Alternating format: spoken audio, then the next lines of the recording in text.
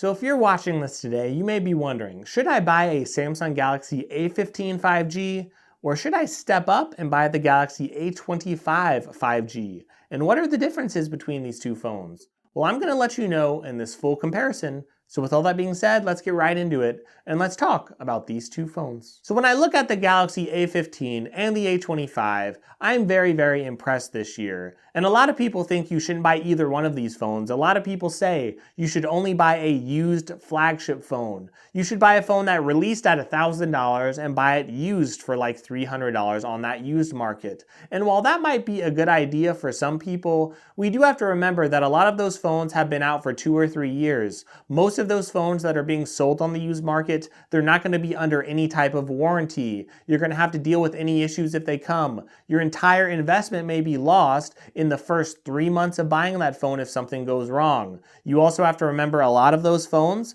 they have really bad battery life because those batteries do wear down over time. Well, when you have phones like this, I don't think a lot of people have to worry, and these phones do give a lot of peace of mind for those people who want decent phones with a good price, plus you get some extra features on budget phones that you don't get on a lot of other devices. And both of these phones have a very similar build. They just look similar, they feel similar, whether you're looking at the sides or the top or the bottom. You can't really tell much of a difference between these two. Even if you have the screens on and you're looking at the actual little notch, they're going to look very similar, though they are a little bit different as far as their dimensions. This phone right here, the A15, it did release at $199, and the A25 released with less colors. It only has this blue color, at least in the US right now, and this released for $299. Now I'm assuming or hoping we'll get more colors out of this eventually, so we do have to keep that in mind. But a $100 price difference is a really big deal. So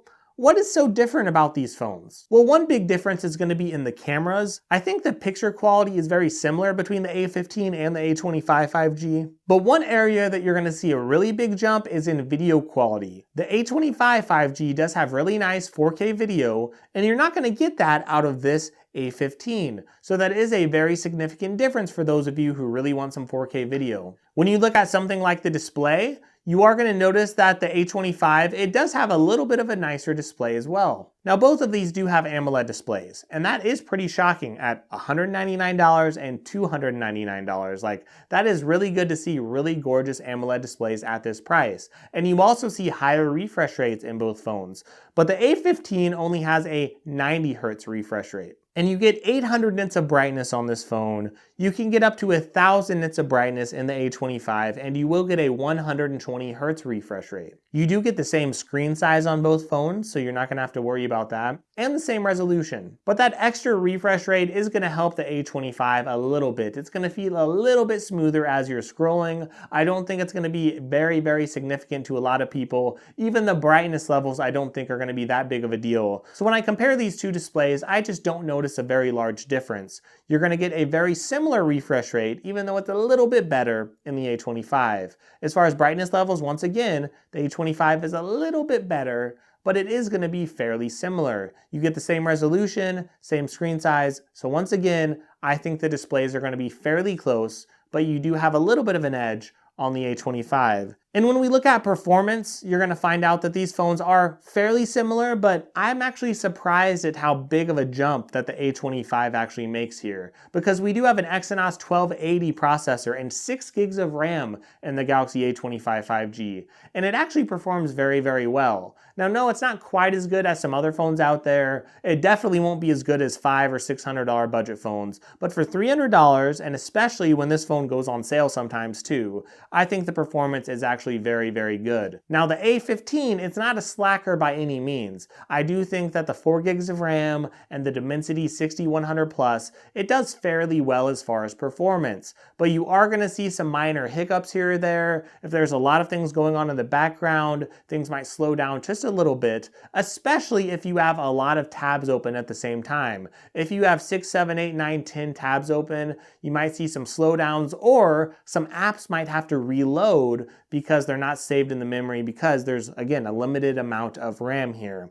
But if you look at the A25 5G, having that extra RAM, having some extra performance, it does make a little bit of a difference. Now, is it $100 worth of difference?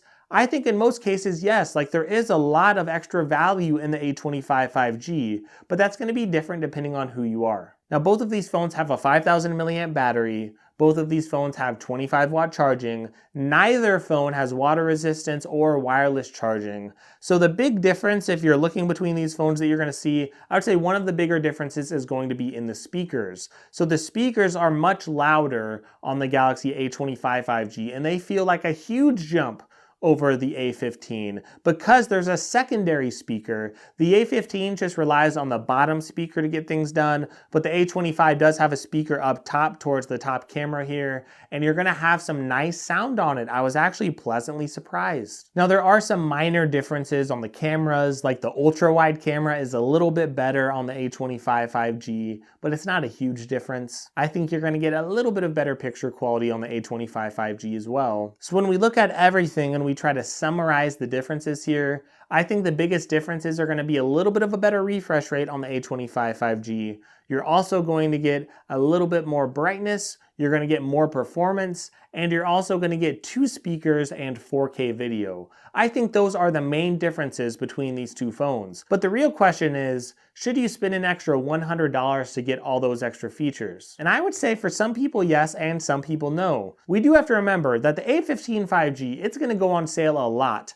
I am sure that a lot of prepaid carriers are going to be marking this phone down to $50, maybe even free, or maybe $100. And if you find the A15 for any of those prices, that's going to be one heck of a deal. But if you find the A25 5G for $100 extra bucks, is it worth it? I would say yes. For some people, if you're someone who wants extra performance, if you're someone who really wants a little bit of a better display, not much, but a little bit of a better display, and if you want 4K video, I think that's going to be a big deal. And those speakers as well. Do you want 2 speakers on your phone, or do you care about that? But if you don't care about having an extra speaker, if you don't care about the refresh rate being a little bit better, the only real difference between these two phones for most people is going to be the performance. And I do think that is a gap that some people might notice, but some people might honestly not notice that at all. A lot of people have come from older prepaid phones like the Galaxy A14. And if you come from that phone, you're going to be surprised, and I'm sure you're even going to be fairly happy with the A15. And when money is very, very tight, I'm not going to tell someone to spend an extra $100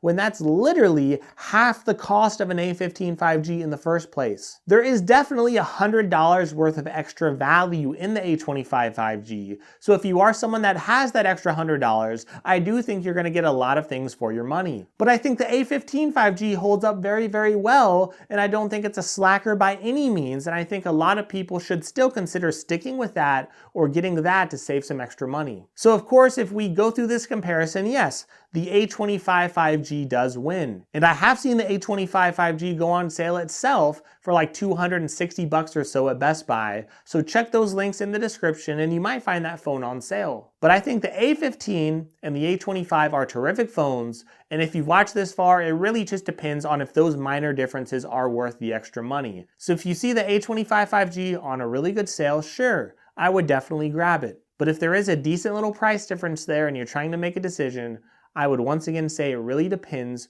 on if those differences are worth that extra money. But both of these phones are very good additions in the budget lineup that Samsung has, so I hope this comparison has helped you out a little bit. If it has, please give this video a like and give my channel a sub. And if you are wanting to buy one of these devices, you have no idea how much it helps a smaller channel like mine, because I really try to keep it real, I try to keep it honest with my audience. It helps my channel a ton if you use those links in the description. So thank you so much again, I hope you have a great day, and no matter which phone you decide to buy, I really hope you enjoy whichever phone you choose.